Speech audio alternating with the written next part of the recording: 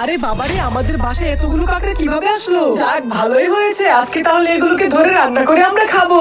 আরে বোন, কি বলতেছিস? আমার তো কাঁকড়া দেখে ভয় লাগতেছে। আরে এগুলোকে ভয় পাওয়ার কিচ্ছু নেই, এগুলো সবাই খায়, তাই আজকে এগুলোকে আমি মজা করে রান্না করে খাবো।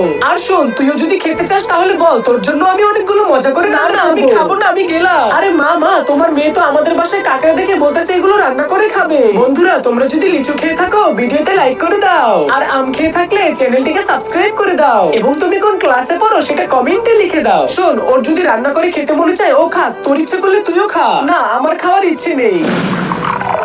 আজকে এই কাঁকড়াগুলোকে মজা করে রান্না করব, তাই এগুলোকে সবার আগে প্রথমে ভালো করে পানিতে ধুয়ে নিচ্ছি, এবং কাঁকড়াটা সুস্বাদু হওয়ার জন্য পাঁচমিশালি মশলার সাথে মিশিয়ে নিচ্ছি। তারপরে এই কাঁকড়াগুলোর উপরে পানি এবং আটা মিক্স করে নিয়েছি।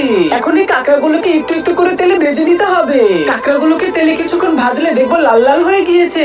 এখন খেয়ে দেখার পালা কাঁকড়া রান্না করাটা কেমন